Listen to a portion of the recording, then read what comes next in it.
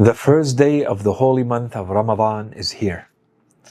The beginning of a journey that can transform not just our habits, but our hearts. Let me ask you, what makes a fast truly meaningful? Is it simply avoiding food and drink? Or is there something deeper? Today's supplication reminds us that fasting is a spiritual awakening, a chance to break free from heedlessness and realign ourselves with Allah subhanahu wa ta'ala's purpose. Let's begin this sacred month by uncovering the essence of a fast that not only empties the stomach, but fills the soul. On day 1 of the holy month of Ramadan, it is recommended to recite the following supplication. Allahumma ja'al siyami fihi siyam as-sa'imin, wa qiyami fihi qiyam al-qa'imin, wa nabbihni fihi an nawmat al-ghafilin, wa habli jurmi fihi ya ilah al-alamin, wa'afu anni ya afiyan anil mujrimin. O God, make my fast in it the fast of those who truly fast, my rising to worship, the rising of those who truly rise, and awaken me in it from the sleep of the distracted, heedless ones, and absolve me in it from my crime, O God of the worlds, and pardon me, O granter of pardons to the criminals. As we begin the blessed month of Ramadan, we are reminded of the profound spiritual opportunities that lie ahead. The first day's supplication sets a beautiful tone for the entire journey. Every day of the holy month of Ramadan is going to present us with a chance to elevate our spiritual state and to reflect deeply on our relationship with our Creator. The Holy Prophet, peace and blessings be upon him, and the purified members of his family, tells one of his companions about the profound nature of fasting and the holy month of Ramadan. He tells him, O Jabir, this is indeed the month of Ramadan.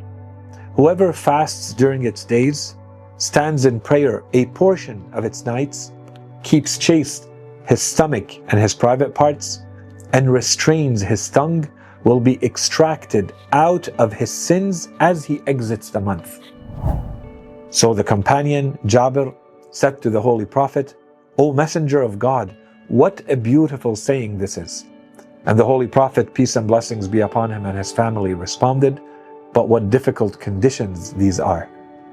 This invocation holds essential lessons for how we approach not only this day, but the entire month of Ramadan.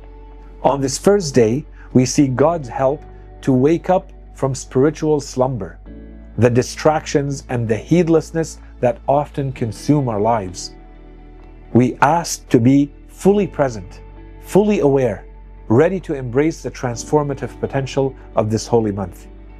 The mention of the fasting of those who truly fast reminds us that fasting is not just about abstaining from food and drink. It's a complete state of devotion and a chance to purify the heart and the soul. The Holy Prophet, peace and blessings be upon him and his holy family, said, there are those who fast whose only share from their fast is hunger and thirst. So what does it mean to truly fast? Beyond hunger and thirst, it means that we must guard not only our stomach from food, but our tongues, our eyes, our thoughts from all forms of sin and indecency. Our Lady, Fatima al-Zahra, peace and blessings be upon her, beautifully emphasized this by saying, what good is there for the one who fasts if he does not guard his tongue, his hearing, his sight, and the rest of his organs? The Holy Quran emphasizes the significance of this time and the transformative power of fasting when Allah subhanahu wa ta'ala in the verses related to fasting says in Surah Al-Baqarah, O you who have believed, fasting has been prescribed for you as it was prescribed for those who came before you, so that you may become pious, so that you may develop taqwa, God consciousness. Fasting has always been a means of spiritual purification, of righteousness for the believers. This verse serves as a reminder that our goal during the holy month of Ramadan is to become people of taqwa, those who are mindful of God, those who remember Him at all times.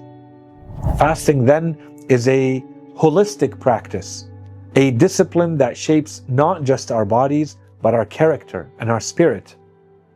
We also ask in this supplication for God's support in making our rising to worship in it the rising of those who truly rise. Worship during the holy month of Ramadan is more than fulfilling obligations. It's about reaching a deeper connection with God. The Quran describes those who rise in prayer as individuals who are distinguished by the quality of consistency of their prayers, to the point that it becomes a distinguishing feature for them. When the Almighty ordered Prophet Ibrahim, peace be upon him, to build the Kaaba, He said to him, as in Surah Al-Hajj, "Do not associate any partners with me, and purify my house for those who circle around it, those who rise in prayer, and those who bow down and prostrate themselves." The benefits of worship can only be realized when we perform all of these acts of worship with sincerity and focus. So let this month of Ramadan be a time to improve the quality of our prayers, offering them with mindfulness and with humility rather than just rushing through them, or performing them as though they are just mere rituals. Imam Ali, peace and blessings be upon him, wisely said, "How many are those who rise in the middle of the night to worship, yet whose only share from their rising is sleeplessness and weariness?" Another powerful request in this supplication is to be awakened from the sleep of those who are distracted, the heedless ones. Distraction and heedlessness are dangers. They distance us from Allah subhanahu wa ta'ala. As we read in Surah At-Takathur in the Holy Quran, vainglorious rivalry has distracted you. Alhaakum at-takathur. This reminds us that attachment to worldly possessions, worldly concerns, can blind us to our spiritual purpose. In some of his sayings, Imam Ali, peace be upon him, says that the heedless, distracted person has three characteristics: negligence, diversion, and forgetfulness. We must strive to counter these by being present, by being mindful, by being constantly engaged in remembering God in all of our states and in all of our circumstances. Imam al-Baqir, peace and blessings be upon him, says, "Beware of heedlessness, for within it lies the hardening of the heart." And the holy month of Ramadan is the perfect opportunity to form the habits that lead to a more consistent remembrance of Allah subhanahu wa ta'ala in our daily lives. We must also remember that the holy month of Ramadan is a time of community. We're all fasting together, striving toward the same goal, spiritual elevation. This collective experience is powerful. It offers an opportunity to strengthen our bonds with one another. In this month, the acts of worship, fasting, prayer, reciting of the Holy Quran, even engaging in acts of charity, all of these can bind us in a shared experience where we encourage each other, where we learn from each other, and an experience that nurtures both us as individuals and together as a collective spiritual growth. Finally, this supplication ends by asking Allah subhanahu wa ta'ala for His forgiveness. "Absolve me from my crime, O God of the worlds, and pardon me, O granter of pardons to the criminals." As we enter the holy month of Ramadan, we must be honest with ourselves. We must recognize our sins and our shortcomings. We must admit them to our Lord in order to seek His mercy, to cleanse our hearts, and to grant us a fresh start. This plea is not based on any sense of entitlement, but on God's boundless grace and compassion. As we stand on the threshold of this blessed month, let us commit to fasting not just with our bodies, but with our entire beings.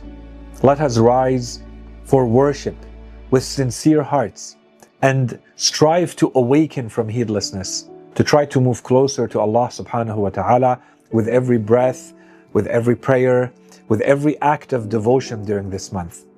And may this sacred moment of the month of Ramadan be a time of mental, spiritual, and physical transformation and renewal for us all.